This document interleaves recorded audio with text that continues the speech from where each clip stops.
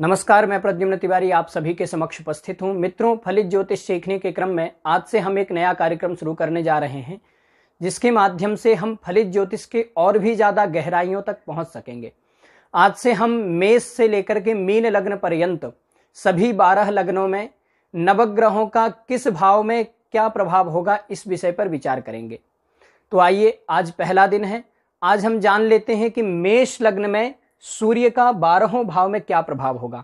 हम पहले भी बता चुके हैं, एक बार फिर बता देते हैं कि ये पहला भाव है।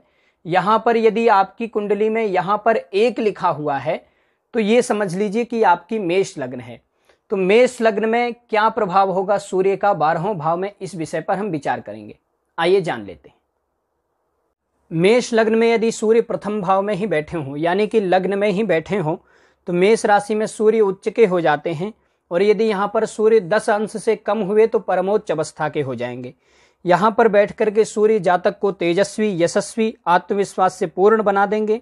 सरकारी नौकरी आदि में सफल, ऐसे व्यक्ति समाज में मान सम्मान, पद प्रतिष्ठा आदि आसानी से मिल जाती है। ऐसे लोगों को परिवार में प्रमुख रहते हैं, परंतु नेत्र संबंधी समस्याएं उत्पन्न हो जाती हैं। बाल झड़ने से संबंधित समस्याएं होती हैं। अस्थि विकार यानी कि हड्डियों से संबंधित समस्याएं भी होती हैं। ऐसे व्यक्ति देखने में रौबदार, स्वाभिमानी, ऐसे लोगों के अंदर लीडरशिप क्वालिटी अच्छी होती है। और यदि यहाँ पर बैठे हुए सूर्य पापक ग्रह से दृष्ट हो जाएं या फिर पाप पीड़ित हो जाएं, तो ऐसी अवस्था में पिता से मतभेद होते हैं जातक के। यहाँ पर सूर्य यदि बुध के साथ में हो जाएं तो मित्रों, बुधादित्य योग एक सामान्य योग है, लेकिन यदि वो लग्न में, केंद्र में अथवा त्रिकोण में बनता है तो वो उत्तम राजयोग का फल देता है। तो यहाँ पर यदि बुधादित्य योग लग जाए तो ऐसी स्थिति में श्रेष्ठ होगा, व्यक्ति को राजयोग का फल मिलेगा। और यदि यहाँ पर सूर्य शुक्र के साथ में आ जाएं तो ऐसी स्थिति में कभी कभी चारित्रिक दोष भी आ जाता है व्यक्ति में। आइए दूसरे भाव में चलते हैं। ये दूसरे भाव में शुक्र की राशि है। मित्रों, यहाँ पर हमें एक चीज ये ध्यान में रखनी है कि ये सम राशि है। सम राशि में यदि सूर्य 0 से 6 अंश तक हुए तो मृतावस्था के हो जाएंगे, 6 से 12 अंश तक वृद्धावस्था, 12 से 18 अंश तक युवावस्था, 18 से 24 अंश तक कुमारावस्था और 24 से 30 अंश तक बालावस्था के होंगे। और यहाँ पर सूर्य शुक्र की राशि में है, तो शुक्र के साथ में इनकी तात्कालिक मैत्री है कि नहीं, इस विषय पर भी हमें विचार करना होगा। यदि शुक्र इनसे 3 घर आगे अथवा 3 घर पीछे बैठे हों तो मित्र हो जाएंगे। ऐसी स्थिति में जातक को पैतृक संपत्ति का लाभ होगा। वाणी प्रभावशाली होगी, परंतु अभिमान पूर्ण वाणी होगी। ऐसे लोग यदि किसी को बोलेंगे तो अपनी तरफ से अच्छा ही बोलेंगे, लेकिन सामने वाले को खराब लगेगा। शुक्र यदि तात्कालिक मैत्री में नहीं होते हैं, यदि तात्कालिक शत्रु हो जाते हैं, तो ऐसी स्थिति में पैतृक संपत्ति मिलने में समस्या होगी, अथवा जातक अपने स्वभाव या गलत आदतों के कारण पैतृक संपत्ति को नुकसान पहुंचा लेगा। यदि सूर्य यहाँ पर बैठ करके पाप पीड़ित हो जाएं, यानी कि शनि राहु केतु से दृष्ट हो जाए अथवा शनि राहु केतु के साथ में आ जाएं, तो ऐसी स्थिति में जातक वाणी पर कंट्रोल नहीं रख पाएगा और अपनी वाणी के कारण ही, अपने स्वभाव के कारण ही अपनों से दूर हो जाएगा। व्यक्ति अपने भविष्य के प्रति चिंतित रहेगा, व्यापार में कठिनाइयां उत्पन्न होगी। आइए तीसरे भाव में चलते हैं। तीसरे भाव में यहाँ पर विषम राशि है। विषम राशि में सूर्य 0 से 6 अंश तक बालावस्था के रहेंगे, 6 से 12 अंश तक कुमारावस्था के रहेंगे, 12 से 18 अंश तक युवावस्था के रहेंगे, 18 से 24 अंश तक वृद्धावस्था के रहेंगे और 24 से 30 अंश तक मृदावस्था के रहेंगे। तो हमें यहाँ पर किसी भी भाव में बैठे हों कोई भी ग्रह, हमें अंशों का ध्यान रखना है कि किस अवस्था के हैं। ग्रह कुमारावस्था का और युवावस्था का अच्छा फल देता है, बाल अवस्था में, वृद्धावस्था में और मृतावस्था में लगभग शून्य हो जाता है। तो इसलिए हमें अंशों का ध्यान देना है। और यहाँ पर सूर्य बुध की राशि में, तो बुध के साथ में कैसा संबंध है? बुध यदि यहाँ बैठे हों या फिर यहाँ बैठे हों तो मित्र हो जाएंगे, यदि अन्य घरों में बैठे हों तो शत्रु हो जाएंगे। यदि सूर्य बुध के साथ में तात्कालिक मित्र होते हैं तो जातक ज्ञानी, पराक्रमी, संतान के कारण मान सम्मान प्राप्त करने वाला, ऐसे जातक की संतान पराक्रमी होती है, क्योंकि संतानेश पराक्रम भाव में आकर के बैठा है, पंचमेश तृतीय भाव में बैठा है, तो पराक्रमी हो जाएगी। छोटे भाई बहनों से मतभेद होंगे, असमानता उत्पन्न होगी, परंतु जातक प्रबल भाग्यवान होगा, क्योंकि सूर्य यहाँ पर बैठ करके नवम भाव को देखेंगे, भाग्य भाव को देखेंगे, तो जातक प्रबल भाग्यवान हो जाएगा और पराक्रम से ही सफलता प्राप्त करने वाला होगा। यदि तृतीय भाव में सूर्य के साथ में मंगल आ जाते हैं तो जातक मिलिट्री, सेना, पुलिस आदि में कार्यरत होगा। मिलिट्री, सेना, पुलिस आदि में उच्च पदस्थ होता है ऐसा व्यक्ति। परंतु सूर्य यदि तृतीय भाव में पाप पीड़ित हो जाए, यानी शनि राहु केतु से दृष्ट हो जाए अथवा उनके साथ में आ जाए, तो ऐसा व्यक्ति अहंकारी और ईर्ष्यालु भी हो जाता है। आइए चतुर्थ भाव में चलते हैं। चतुर्थ भाव में यदि सूर्य यहाँ पर बैठे हैं तो सबसे पहले तो ये केंद्र त्रिकोण राजयोग हो जाएगा, क्योंकि केंद्र त्रिकोण का अधिपति केंद्र में आकर के बैठा है तो ये राजयोग है। ऐसी स्थिति में जातक सरकारी नौकरी में सफलता प्राप्त करेगा, सरकार से लाभ होगा, राजनीति से लाभ होगा, भूमि भवन संपत्ति आदि सब कुछ मिलेगा, माता से बहुत लगाव होगा। परंतु जातक की माता का स्वास्थ्य खराब रहेगा। लेकिन यहाँ पर बैठ करके सूर्य दशम भाव को देखेंगे तो सूर्य यहाँ पर दिग्बली, यहाँ और यहाँ कारक हो जाते हैं, यहाँ दिग्बली हो जाते हैं। तो सूर्य दशम भाव को देख करके पिता का कारक भी है, तो पिता के सुखों में वृद्धि करेगा, पिता के कार्य में वृद्धि करेगा। यहाँ पर बैठ करके सूर्य यदि पाप पीड़ित हो जाते हैं या फिर चंद्रमा के साथ में अच्छा संबंध नहीं रहता है, यदि चंद्रमा इनके 3 घर आगे या अथवा 3 घर पीछे नहीं रहते हैं, अन्य घरों में रहते हैं, तो फिर ऐसी अवस्था में संभावस्थ हो जाएंगे। तो ऐसी अवस्था में जातक पिता का विरोध करने वाला हो जाएगा, सरकार से समस्याएं उत्पन्न होगी, कार्य क्षेत्र में समस्या उत्पन्न होगी और कभी कभी ऐसे लोगों को कम उम्र में भी ज़्यादा जिम्मेदारी उठानी पड़ती है। और चतुर्थ भाव में बैठे हुए सूर्य जातक को जीवन में कभी भी सच्चे मित्र नहीं मिल पाते। ऐसे लोगों को ऐसे ही लोग मिलते हैं जो इनका लाभ लेकर के और चले जाते हैं। आइए पंचम भाव में आ जाते हैं। पंचम भाव में सूर्य अपनी ही राशि में आ जाएंगे। ऐसी स्थिति में जातक ज्ञानी, तेजस्वी, बुद्धिमान, हर परिस्थिति में सामंजस्य बिठाने वाला, धार्मिक, बहुत सोचने वाला। परंतु यहाँ पर बैठे हुए सूर्य संतान में देरी कर देते हैं, संतान में समस्या उत्पन्न करते हैं। यहाँ पर बैठे हुए सूर्य धन धान्य संपदा देंगे लेकिन संतान में समस्या उत्पन्न करेंगे।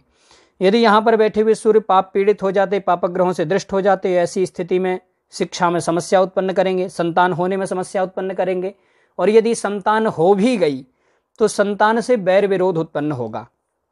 आइए सूर्य यदि षष्ठ भाव में आ जाते हैं तो षष्ठ भाव में यहाँ पर हमें ये हमेशा ध्यान रखना है कि कौन सी राशि सम है और कौन सी राशि विषम है। ये सम राशि है तो सम राशि में 0 से 6 अंश तक मृतावस्था के रहेंगे, 6 से 12 अंश तक वृद्धावस्था, 12 से 18 अंश युवा, 18 से 24 अंश तक कुमार और 24 से 30 अंश तक बाल अवस्था के रहेंगे। और ये बुध की राशि है तो बुध के साथ में तात्कालिक मैत्री है कि नहीं, यानी कि बुध 3 घर आगे अथवा 3 घर पीछे हैं कि नहीं, इस विषय पर भी ध्यान देना है। यहाँ पर बैठे हुए सूर्य जातक को सरकार से समस्या उत्पन्न करेंगे। यदि बुध से अच्छी तात्कालिक मैत्री रहती है तो ऐसी स्थिति में जातक शत्रुहंता होगा, ज्ञानवान होगा, बुद्धिमान होगा, खर्च बहुत सोच समझ करके करेगा। क्योंकि यहाँ बैठ करके सूर्य 12वें भाव को देखेंगे, व्यय भाव को देखेंगे तो व्यक्ति खर्च बहुत ज्यादा सोच समझ के करेगा, राजनीतिज्ञ होगा। परंतु यदि यहाँ पर बैठ करके सूर्य पाप पीड़ित हो जाए, शनि राहु केतु से दृष्ट हो जाए, शनि राहु केतु के साथ में आ जाएं, तो ऐसे व्यक्ति को पंचमें षष्ठ में आया है तो शिक्षा में समस्या उत्पन्न होगी, पैसे कोर्ट कचहरी आदि में खर्च होंगे, बेवजह की चीजों में खर्च होंगे, पेट से संबंधित समस्या उत्पन्न होगी। यदि सूर्य सप्तम भाव में आ जाएं तो सप्तम भाव में ये तुला राशि में सूर्य नीच के हो जाते हैं। और यदि यहाँ पर 10 अंश से कम हुए और यदि 10 अंश से कम हुए तो सूर्य परम नीच अवस्था के हो जाएंगे। ऐसी स्थिति में सूर्य यहाँ पर थोड़ा ठीक फल नहीं देंगे। और यदि यहाँ पर बैठ करके सूर्य पापक ग्रह से दृष्ट हो जाते हैं या पाप पीड़ित हो जाते हैं, ऐसी स्थिति में जातक के 2 विवाह की स्थिति बन जाएगी, दाम्पत्य कमजोर हो जाएगा, दाम्पत्य खत्म हो जाएगा, जीवन साथी का स्वास्थ्य खराब रहेगा, जीवन साथी कभी अभिमानी भी मिल जाता है ऐसे लोगों को। यदि पति की कुंडली में है तो पत्नी अभिमानी हो जाएगी, पत्नी की कुंडली में है तो पति अभिमानी हो जाएगा। लेकिन ये सब तब होगा जब ये 10 अंश से कम होंगे। लेकिन यदि 10 अंश से कम नहीं है तो फिर 10 अंश से ऊपर हैं तो फिर ज़्यादा कुछ खराब नहीं करेंगे। यहाँ सूर्य बैठ करके लग्न को देखेंगे, व्यक्ति को कृशकाय बना देंगे, दुबला पतला बना देंगे। दाम्पत्य में समस्या तो ये फिर भी करेंगे, व्यापार में समस्या करेंगे, पार्टनरशिप में समस्या उत्पन्न करेंगे। आइए अष्टम भाव में चलते हैं। अष्टम भाव में बैठ करके सूर्य जातक के पेट में समस्या उत्पन्न करेंगे। पंचमें सूर्य यदि षष्ठ में या अष्टम में आ जाए तो पेट में समस्या उत्पन्न करेगा। आध्यात्म और आयु में वृद्धि करेंगे। गुरु के साथ हो तो जातक आध्यात्मिक, मंगल के साथ हो तो जातक पराक्रमी हो जाएगा। परंतु यदि यहाँ पर बैठ करके सूर्य पाप पीड़ित होता है तो जातक जातक ठग और प्रपंची भी हो जाएगा, अपना उल्लू सीधा करने में लगा रहेगा। हालांकि ये बुरा नहीं है, लेकिन ये स्वार्थी हो जाएगा यदि यहाँ पर बैठ करके सूर्य पीड़ित हो जाए तो। आइए नवम भाव में चलते हैं। नवम भाव में यदि सूर्य पंचमेश होकर के त्रिकोणेश त्रिकोण में आया है, भाग्य भाव में आया है त्रिकोणेश, तो बहुत ही बढ़िया है। यहाँ पर जातक को भाग्यवान बना देंगे, शिक्षित और धनी बना देंगे। जातक बहुत पराक्रमी होगा, क्योंकि पराक्रम भाव को सूर्य वहां पर बैठ करके सप्तम दृष्टि से देखेंगे और अपने पराक्रम से सफलता प्राप्त करने वाला होगा। उत्तम राजयोग का फल मिलेगा। सूर्य यहाँ पर यदि मंगल या गुरु के साथ में आ जाएं, अत्यंत श्रेष्ठ है। पैतृक संपत्ति का लाभ कमाने वाला होगा, पिता का सम्मान करने वाला होगा। यहाँ पर सूर्य कारक हो जाते हैं। यदि सूर्य दशम भाव में आ जाएं, तो वही स्थिति, दशम भाव में शनि की राशि है। शनि के साथ में कैसी तात्कालिक मैत्री है कि नहीं है और कितने अंश के हैं, ये भी देखना है। सूर्य यहाँ पर दिग्बली हो जाते हैं। शनि के साथ यदि तात्कालिक मैत्री हो तो जातक को राजनीति से लाभ होगा, सरकारी नौकरी से मान सम्मान, पद प्रतिष्ठा सब कुछ मिलेगा, परंतु माता के स्वास्थ्य में कमी कर देंगे। यहाँ पर यदि सूर्य गुरु अथवा मंगल या बुध के साथ में आ जाएं, बहुत ही बढ़िया है, राजयोग का फल देंगे। परंतु ऐसे लोगों को जीवन में सच्चे मित्र नहीं मिल पाते हैं। ऐसे लोगों को हमेशा स्वार्थी मित्र मिलते हैं, जो कि इनका लाभ लेकर के और चले जाते हैं। आइए एकादश भाव में चलते हैं। एकादश भाव में भी शनि की राशि है। शनि के साथ में तात्कालिक मैत्री है कि नहीं, ये हमें देखना है। यानी कि शनि 3 घर आगे अथवा 3 घर पीछे बैठे हैं तो तात्कालिक मैत्री है, अन्य घरों में बैठे हैं तो तात्कालिक शत्रु हो जाएंगे। ऐसी स्थिति में अति शत्रु भावस्थ हो जाएंगे। लेकिन एकादश भाव में बैठे हुए सूर्य जातक को पैसे से संबंधित तंगी कभी नहीं होने देते हैं। यदि आपकी कुंडली में एकादश भाव में सूर्य बैठे हैं तो आप देख लीजिए कि कभी भी पैसे के कारण आपका काम नहीं रुका है। यदि बहुत ज्यादा पैसे की तंगी रही है तो भी पैसा आया है और काम बना है। यहाँ पर यदि पापक ग्रह के साथ में भी बैठ जाएं तो भी हमने पैसे की तंगी तो नहीं देखी, आय की कमी नहीं होती है। लेकिन यहाँ पर बैठे हुए सूर्य जातक को आजीवन शत्रु बने रहते हैं और व्यक्ति जीवन भर शत्रुओं से परेशान रहता है, शत्रुओं से लड़ता रहता है। यही सूर्य यदि द्वादश भाव में बैठ जाएं तो द्वादश भाव में सूर्य पंचमेश द्वादश भाव में चला गया है। सरकारी नौकरी आदि में परेशानी उत्पन्न करते हैं, पदोन्नति आदि में सफलता नहीं मिल पाती है, ट्रांसफर आदि में मतभेद होते हैं इनके साथ में, यानी कि इनके जो बॉस होते हैं वो इनके साथ में मतभेद करते हैं। ऐसे लोगों को नेत्र से संबंधित विकार भी हो जाते हैं, नेत्र से संबंधित समस्या हो जाती, कोर्ट कचहरी आदि में खर्च होता है। यहाँ पर बैठ करके सूर्य यदि मंगल या राहु के साथ में आ जाए तो जातक पराक्रमी हो जाएगा, परंतु इनका पराक्रम कोर्ट कचहरी में केस लड़ते हुए ही दिखेगा। यानी कि जीवन भर कोई ना कोई केस, कोई ना कोई समस्या बनी रहेगी, शत्रुओं से परेशान रहेंगे। मित्रों आज इतना ही। आज हमने मेष लग्न में सूर्य का 12वें भाव में क्या प्रभाव होगा, किस भाव में बैठ करके सूर्य कैसा फल देंगे, इस विषय पर विचार किया और निश्चित रूप से ये आपको सहायक होगा। आज इतना ही। नमस्कार।